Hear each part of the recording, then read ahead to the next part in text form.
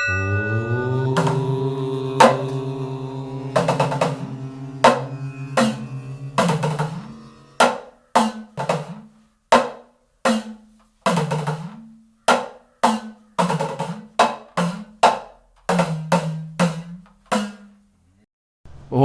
നമഃശിവായ. ശ്രുതി സ്മൃതി പുരാണാനാം ആലയം കരുണാലയം നമാമി ഭഗവത്പാദ ശങ്കരം ലോകശങ്കരം. ഞാനിത് രണ്ടാമത്തെ എപ്പിസോഡാണ്.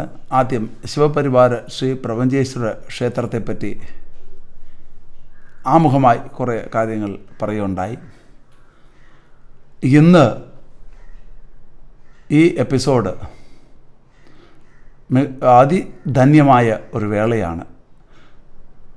ജഗദ്ഗുരു ആദിശങ്കരാചാര്യർ അദ്ദേഹത്തിൻ്റെ ജന്മദിനം മെയ് 12-നാണ്. അത് ശങ്കര ജയന്തിയായി നാടെങ്ങും ആഘോഷിച്ചു വരികയാണ്. തദവസരത്തിൽ കേരള ബ്രാഹ്മണ സഭ തിരുവനന്തപുരം ജില്ല തീരുമാനിച്ച് വർഷം തോറും ഞങ്ങളും ശങ്കര ജയന്തി ഉത്സവം വളരെ ഗംഭീരമായി തന്നെ ആഘോഷിച്ച് വരികയാണ്. ഈ വേളയിൽ നമ്മുടെ സമുദായത്തിൻ്റെ ഇടയിൽ ഉള്ള കുട്ടികൾക്ക് ഉപനയന കർമ്മം നിർവഹിക്കുന്നുണ്ട് എല്ലാ കൊല്ലവും. അതേപോലെ ഈ വർഷവും ഉപനയന ചടങ്ങ് ശിവപരിവാര ശ്രീ പ്രപഞ്ചേശ്വര ക്ഷേത്രം ഡീസൻറ്റ് ജംഗ്ഷൻ മുടവൻ മുകൾ അവിടെ വെച്ച് നടത്തുവാൻ തീരുമാനിച്ചിരിക്കുന്നു. ആദിശങ്കരരുടെ ഉത്ഭവത്തെപ്പറ്റി, അദ്ദേഹത്തിൻ്റെ ജനനത്തെപ്പറ്റി ഒന്ന് തിരിഞ്ഞു നോക്കുകയാണെങ്കിൽ ഏകദേശം 1200 വർഷങ്ങൾക്ക് മുമ്പ് ദേവന്മാർ എല്ലാവരും കൂടി അവർ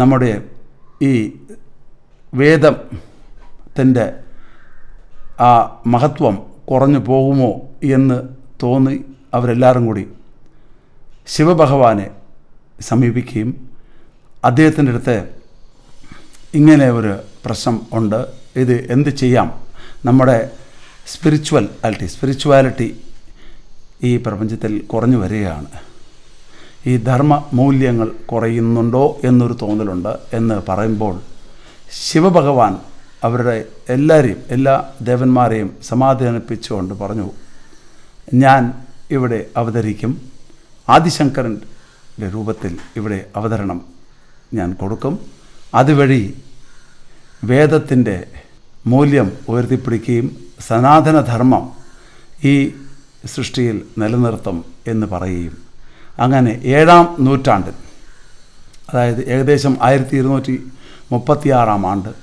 ജഗദ്ഗുരു ആദിശങ്കരാചാര്യരുടെ ജനനം ഉണ്ടായി. അദ്ദേഹം വേദത്തിൻ്റെ നാഥനാണ്, ഗുരുവാണ്. അതുകൊണ്ടാണ് ഇന്നും അദ്ദേഹത്തെ ജഗദ്ഗുരുവായി നാം എല്ലാവരും കാണുന്നത്. അപ്പോൾ ഈ വേളയിൽ ഈ പ്രപഞ്ചേശ്വര ക്ഷേത്രത്തെപ്പറ്റി നമ്മൾ ആമുഖമായി കുറേ കാര്യം അന്ന് ആദ്യത്തെ എപ്പിസോഡിൽ പറഞ്ഞു. അതിനെപ്പറ്റി കുറച്ചുകൂടെ ദീർഘമായിട്ട് പറയണമെങ്കിൽ എന്താണ് എന്ന് ചോദിച്ചാൽ, ഈ 3 സഹോദരിമാരാണ് ഈ സ്ഥലം നമുക്ക് തന്നത്, ലക്ഷ്മി, വിജയ, ഉമ. അപ്പോൾ ഇത് ഏകദേശം ഒരു 800 വർഷങ്ങൾക്ക് മുമ്പ് ഈ പ്രദേശത്ത് ഇന്ന് സ്ഥിതി ചെയ്യുന്ന ഈ ക്ഷേത്ര അങ്കണത്തിൽ, ആ പറമ്പിൽ 800 വർഷങ്ങൾക്ക് മുമ്പ് ഭദ്രകാളി ക്ഷേത്രം ഉണ്ടായിരുന്നതായിട്ടും ആ ഭദ്രകാളി ക്ഷേത്രം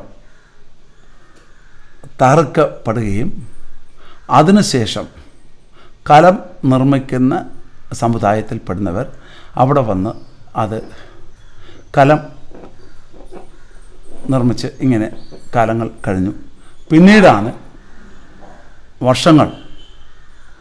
ശതാബ്ദങ്ങൾ കഴിഞ്ഞ ശേഷം ഇത് കൊട്ടാരം വക നമ്മുടെ ഇന്ന് കാണുന്ന ഈ പ്രദേശം, ഈ സ്ഥലം അത്രയും ബ്രാഹ്മണ സമുദായത്തിന് എഴുതി കൊടുക്കുകയും അതിൻ്റെ അവസാന കണ്ണിയിലുള്ളവരാണ്, ഇപ്പോഴത്തെ കണ്ണിയിലുള്ളവരാണ് ലക്ഷ്മി, വിജയ, ഉമ. അവർ ഈ സ്ഥലം ബ്രാഹ്മണ സഭയ്ക്ക് തരികയും അവിടെ ഒരു ഭദ്രകാളി ക്ഷേത്രം വേണമെന്ന് ആവശ്യപ്പെടുകയും ചെയ്തു. നമുക്ക് ഏതൊരു സ്ഥലത്തും ഒരു ക്ഷേത്രം കൊണ്ടുവരണം എങ്കിൽ അവിടെ നമ്മൾ ആ ക്ഷേത്രം വരാനുള്ള അവസരം ഉണ്ടോ എന്ന് ആദ്യമായി നോക്കണം. അതിനാണ് നമ്മൾ അഷ്ടമംഗല പ്രശ്നം വെച്ച് നോക്കിയപ്പോൾ ഭദ്രകാളി ക്ഷേത്രമല്ല, മറിച്ച് ശിവ കുടുംബമാണ് അവിടെ വരേണ്ടത്. അതായത് ശിവൻ ഫ്രണ്ടിലും ശിവനെ വഴിപെട്ട് പൂജിച്ച് പാർവതി ദേവിയും ഗണപതിയും മുരുകനും, അതായത് മുരുകൻ എന്ന് പറഞ്ഞു കഴിഞ്ഞാൽ ദേവസേനാധിപതിയാണ്, അത് ഗണങ്ങളുടെ നാഥനാണ് ഗണപതി, ലോകമാതാവായ ദേവി പാർവതി ദേവി. ഇവർ 3 പേരും കൂടെ ചേർന്ന് പൂജിക്കുന്ന ഒരു രൂപമാണ് അവിടെ കാഴ്ച കൊടുത്തിട്ടുള്ളത്. അതുകൊണ്ട് തന്നെയാണ് അവിടുത്തെ ശിവന് പ്രപഞ്ചേശ്വരർ എന്ന്, ഇതിനപ്പുറം ഒരു ഇവിടെ ദേവിമാർ ഇല്ലാത്തതുകൊണ്ട് പ്രപഞ്ചേശ്വരർ എന്ന് നാമകരണം ഈ ക്ഷേത്രത്തിന് ചെയ്യും. അങ്ങനെ ഈ സ്ഥലം ഏകദേശം ഇവിടെ ക്ഷേത്രം കൊണ്ടുവരാം എന്ന് തീരുമാനിക്കുകയും പിന്നെ നമ്മൾ ബ്രാഹ്മണ കമ്മിറ്റി, ജില്ലാ കമ്മിറ്റി ഇതിനെപ്പറ്റി ആര് ചെയ്യും, എങ്ങനെ ചെയ്യും നോക്കി വന്നപ്പോഴാണ് ചോറ്റാനിക്കരയിലുള്ള ഗണേശാചാരി ശില്പി, അദ്ദേഹം ഒരുപാട് ക്ഷേത്രങ്ങൾ ഈ കേരളത്തിന് അകത്തും പുറത്തുമൊക്കെ ചെയ്തിട്ടുണ്ട്. അദ്ദേഹത്തെ ഞങ്ങൾ സമീപിച്ച് നമ്മുടെ ആവശ്യം പറഞ്ഞപ്പോൾ ഉടൻ തന്നെ പുള്ളി അത് ചെയ്തു തരാം എന്ന് ഏൽക്കുകയും പിന്നെ ഈ ക്ഷേത്രം പണിയുമ്പോൾ ഒരു സ്ഥപതി എന്തായാലും വേണം. സ്ഥപതിയുടെ നിർദ്ദേശപ്രകാരം മാത്രമേ ക്ഷേത്രം ചെയ്യാവൂ എന്നുള്ളതുകൊണ്ട് സ്ഥപതി ആരായിരിക്കണം എന്ന് പറഞ്ഞപ്പോൾ ഗണേശാചാരി അദ്ദേഹം തന്നെ പറഞ്ഞു, സ്ഥപതി മുരുക്കുമ്പുഴയിൽ ഒരു സതീശൻ മുരുക്കുമ്പുഴ സ്ഥപതി ഉണ്ട്, സതീശനെ സമീപിച്ചാൽ നമുക്ക് അദ്ദേഹം സ്ഥപതിയായിട്ട് വരും എന്ന് പറയുകയും അതിനുശേഷം സതീശൻ അദ്ദേഹത്തെ ഫോൺ വഴി ബന്ധപ്പെടുകയും പുള്ളി ഉടനെ അത് ഏക്കാം എന്ന് അദ്ദേഹത്തിന് വളരെ സന്തോഷം തോന്നി. ഒരു ശിവകുടുംബത്തിൻ്റെ ഒരു ക്ഷേത്രം പണിയാനൊരു ഭാഗ്യം കിട്ടുന്നത് വളരെ നല്ലതാണെന്ന് പറയുകയും ചെയ്തു. പിന്നെ ഇത് ചെയ്യുമ്പോൾ തടി കൊണ്ടുള്ള നിർമ്മാണങ്ങൾ ഒരുപാട് ആവശ്യമുണ്ട് ക്ഷേത്രത്തിനകത്ത്. അത് ആര് ചെയ്യും? അതിലും പ്രഗത്ഭനായ ഒരാളെ തന്നെ വേണം എന്നുള്ളതുകൊണ്ട് ആര് ചെയ്യും എന്ന് മനസ്സിലാക്കി വന്നപ്പോൾ ഈ ഗണേശൻ ആചാരി തന്നെ പറഞ്ഞു, എറണാകുളത്ത് അരൂർ എന്ന് പറഞ്ഞ സ്ഥലത്ത് ഷിജിക്കുട്ടൻ എന്ന് പറഞ്ഞൊരാളുണ്ട്. ഒരുപാട് ക്ഷേത്രങ്ങൾ നിർമ്മിച്ചിട്ടുള്ള ഒരാളാണ്. ഷിജിയെ സമീപിച്ചാൽ അത് പൂർണ്ണ ലഭ്യമാകും എന്ന് പറയുകയും അങ്ങനെ എല്ലാ രംഗത്തും പ്രഗത്ഭനായ ആളിനെ നമുക്ക് കിട്ടി. ഇനി അടുത്തത് നമുക്ക് ഏറ്റവും പ്രധാനമായിട്ട് വേണ്ടത് കൃഷ്ണശില കൊണ്ട് തന്നെ കല്ല് വേണം, കൃഷ്ണശിലയിലുള്ള കല്ല് തന്നെ വേണം എന്നാവശ്യപ്പെടുകയും അതിനും ഈ ഗണേശനാചാരി, ചോറ്റാനിക്കരയിലുള്ള ശില്പി ഗണേശനാചാരി അദ്ദേഹം പറഞ്ഞു, മയിലാടിയിൽ ശിവം സ്കൾപ്ചർ എന്ന് പറയുന്ന ഒരു കൽപ്പണി ചെയ്യുന്ന ആളുണ്ട്, മുരുകേശൻ എന്നാണ് പുള്ളി പേര്. പുള്ളിയാണ് ഒരുപാട് ക്ഷേത്രങ്ങൾക്ക് കർണാടകം അവിടെ ഇവിടെ എല്ലാ സ്ഥലത്തും കൊടുക്കുന്നത് കൃഷ്ണശില തന്നെയാണ്, അദ്ദേഹത്തെ ബന്ധപ്പെടാം എന്ന് പറയുകയും അദ്ദേഹത്തെ നാം ബന്ധപ്പെടുകയും അങ്ങനെ എല്ലാം കൊണ്ട് നമുക്ക് നല്ലൊരു എല്ലാ രംഗത്തും പ്രഗത്ഭരായ ആൾക്കാരെ നമുക്ക് കിട്ടി. അങ്ങനെ നമ്മൾ 2018 അവസാനം 19 നമ്മുടെ ക്ഷേത്ര നിർമ്മാണ പ്രവൃത്തി തുടങ്ങുകയും അങ്ങനെ നമ്മുടെ സമുദായത്തിലുള്ള അംഗങ്ങളിൽ മാത്രം പണം സ്വരൂപിച്ചുകൊണ്ട് ആണ് ഈ ക്ഷേത്രം. നേരത്തെ ഞാൻ എൻ്റെ കഴിഞ്ഞ എപ്പിസോഡിൽ പറഞ്ഞതുപോലെ ഫെബ്രുവരി 11, 2022 കുംഭാഭിഷേകത്തോടുകൂടി അതിഗംഭീരമായി ഇവിടെ നടത്തി. ഈ കഴിഞ്ഞ വളരെ അടുത്ത, അതായത് 2024 ജൂൺ 22 രണ്ടാം കുംഭാഭിഷേകം ഇവിടെ നടന്നത്. അപ്പോൾ ആദ്യത്തെ കുംഭാഭിഷേകം കഴിഞ്ഞ് കൃത്യം 1 വർഷമാകുന്നതിന് മുമ്പ് തന്നെ നമ്മൾ ഉപദേവതാ പ്രതിഷ്ഠ, അന്ന് അഷ്ടമംഗല പ്രശ്നത്തിൽ കണ്ടത് ധർമ്മശാസ്ത്ര, ദുർഗാദേവി, സന്താനഗോപാലൻ, നവഗ്രഹം, അങ്ങനെ ഇത്രയും ഒരു ഉപദേവതാ പ്രതിഷ്ഠയും കൂടെ ഈ അങ്കണത്തിൽ ആവശ്യമാണ് എന്ന് കാണുകയും അത് ചെയ്യാൻ മുമ്പോട്ട് വരുന്ന സമയത്താണ് മുടവൻ മുകൾ പ്രദേശത്തുള്ള ചില ഭക്തന്മാർ നമ്മോട് ആവശ്യപ്പെട്ടത് ദക്ഷിണാമൂർത്തിയും ഇവിടെ കൊണ്ടുവരാൻ സാധിക്കുമെങ്കിൽ ഉത്തമം എന്ന് പറയുകയും അവരുടെ ആ റിക്വസ്റ്റ് മാനിച്ച് ജില്ലാ കമ്മിറ്റി അതിനും സമ്മതം തരികയും അങ്ങനെ ധർമ്മശാസ്ത്ര, ദുർഗാദേവി, സന്താനഗോപാല, നവഗ്രഹം, ദക്ഷിണാമൂർത്തി ഇത്രയും പ്രതിഷ്ഠകൾ നമ്മൾ 1 വർഷത്തിനകം നടത്തി. 2ാം പ്രതിഷ്ഠാ വാർഷികം 22 ജനുവരി 2024 അതിഗംഭീരമായി നമ്മൾ നടത്തി. അങ്ങനെ ഉപദേവത പ്രതിഷ്ഠ ആരെക്കൊണ്ട് ചെയ്യും, അതിൻ്റെ കൽപ്പണി ഒക്കെ ആരെക്കൊണ്ട് ചെയ്യുമെന്ന് വന്നപ്പോഴത്തേക്കുമാണ് നടേശൻ മേസ്ത്രിയെ കിട്ടി. ഇവിടെ കൊല്ലത്തിനടുത്തുള്ള നടേശൻ മേസ്ത്രി അതിപ്രഗൽഭനാണ് പുള്ളി. അദ്ദേഹം പറഞ്ഞ് ഏകദേശം ഒരു 2 മാസം 3 മാസം കൊണ്ട് തന്നെ ഇത്രയും സന്നിധി, അതായത് ധർമ്മശാസ്ത്ര, ദുർഗാദേവി, സന്താനഗോപാല, നവഗ്രഹം, ദക്ഷിണാമൂർത്തി, ഇത്രയും സന്നിധി അദ്ദേഹം ഒരുക്കി നമുക്ക് തരികയും ജൂൺ 28, 2023 ഉപദേവതാ പ്രതിഷ്ഠാ കുംഭാഭിഷേകവും അതിഗംഭീരമായി ഇവിടെ നടത്തി. ജൂൺ 17, അതായത് ചിത്ര നക്ഷത്രത്തിലാണ് ഈ ഉപദേവതാ പ്രതിഷ്ഠ നടത്തിയത്.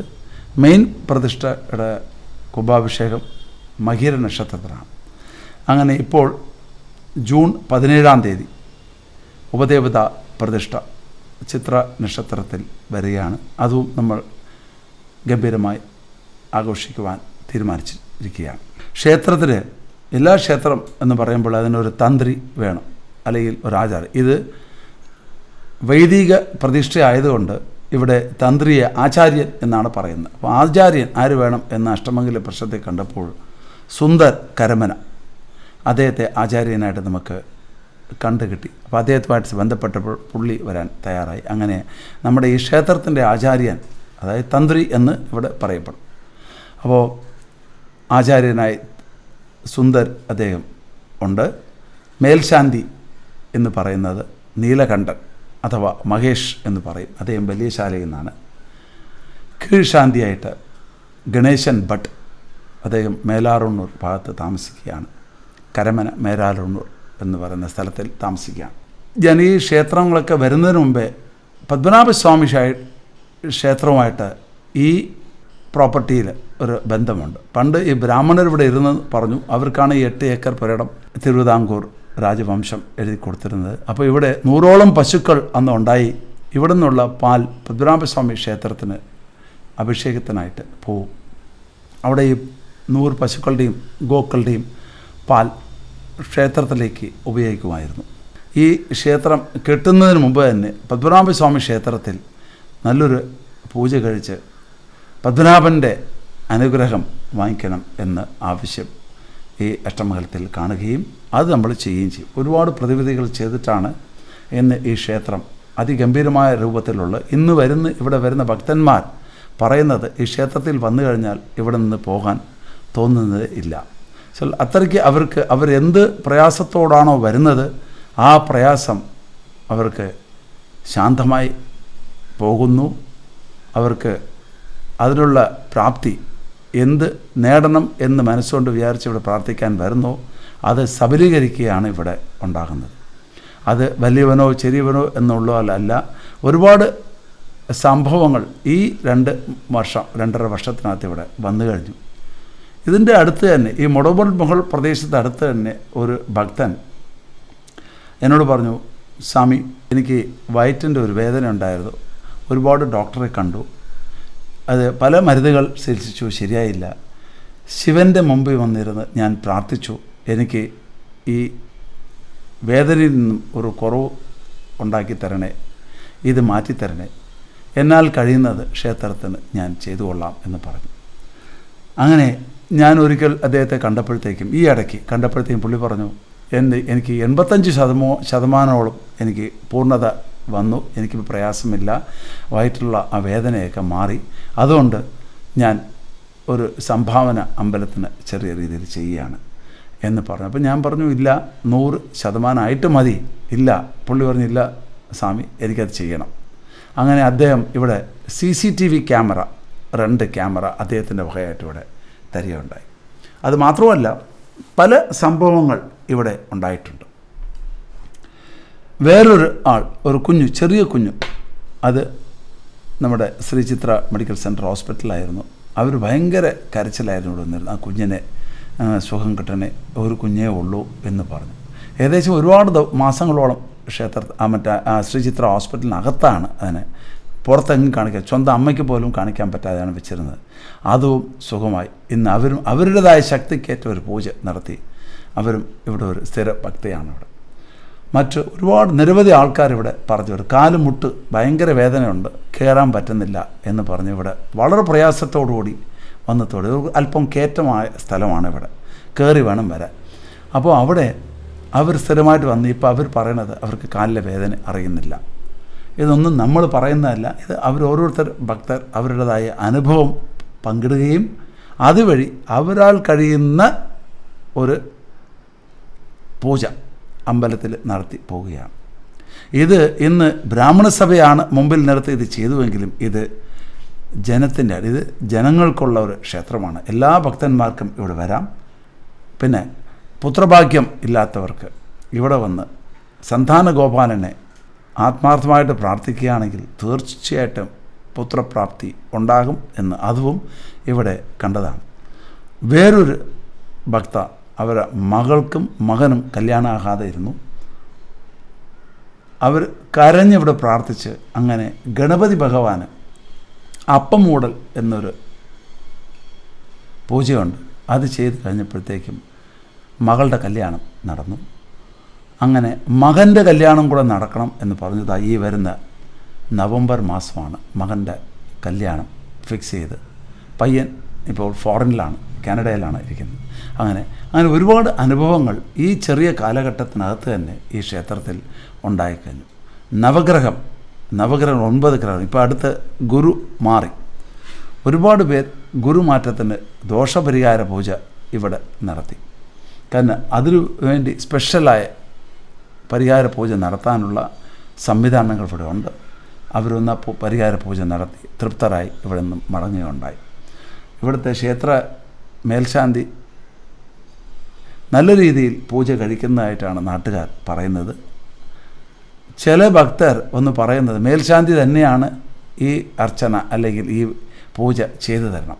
അത്രമാത്രം ഒരു വിശ്വാസം ജനങ്ങളിൽ ഈ ക്ഷേത്രം കൊണ്ട് അല്ലെങ്കിൽ ക്ഷേത്ര മേൽശാന്തി കൊണ്ട് മറ്റുള്ള ആൾക്കാരെ കൊണ്ടിവിടെ അവർക്ക് ഉണ്ടായിക്കഴിഞ്ഞു. മൊത്തത്തിൽ ഈ ക്ഷേത്രത്തിൽ വരുന്ന എല്ലാവർക്കും ഒരു പോസിറ്റീവ് എനർജി ഉണ്ടാകും എന്നുള്ളതിൽ യാതൊരു സംശയവും ഇല്ല. ഇവിടെ നമ്മൾ ഈ നടേശൻ മേസ്ത്രി വളരെ പ്രാഗൽഭ്യമുള്ള ഒരു വ്യക്തിയാണ്. അദ്ദേഹം പറഞ്ഞ ദിവസത്തിനകത്ത് തന്നെ ആ ഉപദേവതാ പരീക്ഷകൾ നമുക്ക് നടത്തി തരികയും ചെയ്തു.